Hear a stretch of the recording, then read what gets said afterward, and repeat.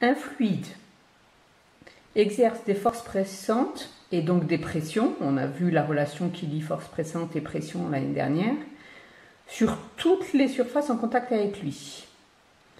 Cette pression dépend de la nature du liquide, donc si c'est de l'eau, de l'huile, etc., ce n'est pas pareil. Et pour caractériser la nature du liquide, on prendra sa masse volumique.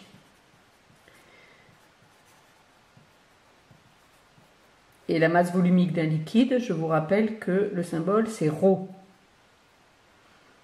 Ça dépend aussi de la profondeur. Donc la profondeur, on la marquera par la lettre H. Dans un liquide, si j'ai deux points A et B, le point A étant le plus profond, H étant la différence de hauteur entre les deux points. La différence de pression PA moins PB, donc la pression point A moins la pression point B, je la calcule grâce à la relation de Pascal, ici, qui me dit que la pression au point A moins la pression au point B, c'est égal à ρ, donc on a vu ρ, c'est la masse volumique du liquide, fois G fois H. Donc dans cette formule, on utilise les unités du système international. Donc je vous rappelle qu'une pression, c'est en pascal. ρ,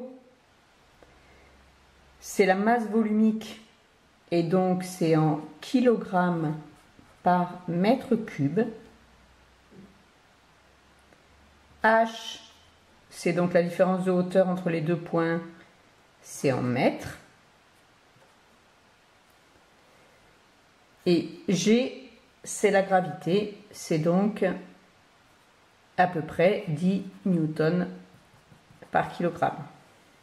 Je vous rappelle que si le point B est pile à la surface du liquide, je suis donc en contact avec la pression atmosphérique, et l'année dernière, nous avons vu que la pression atmosphérique, c'était 1013 hectopascales. Cette relation est utilisée pour faire fonctionner les presses hydrauliques. Donc, lorsque l'on a un fluide incompressible, donc un fluide, ça peut être un liquide, un gaz, etc., mais les gaz, c'est compressible. Les liquides, non. Je ne peux pas réduire le volume. En équilibre. En équilibre, ça veut dire qu'il ne peut pas s'échapper du système. Il est dans un système fermé. Si je fais varier la pression à un endroit dans le liquide, alors ça entraîne la même variation partout ailleurs.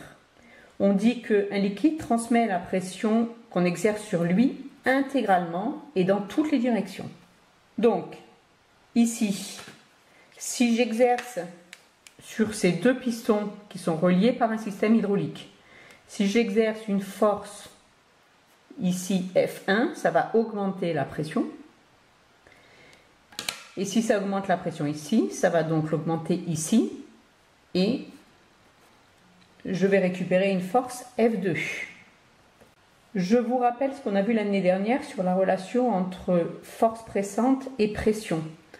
Donc, la pression, c'est égal à la force pressante divisée par la surface. Au départ, les deux pressions étaient pareilles. Donc, quand j'appuie, si ça transmet intégralement, ça augmente ici, mais ça augmente ici aussi. Donc, en fait, les deux pressions sont toujours égales. La pression en 1, c'est égal à la pression en 2.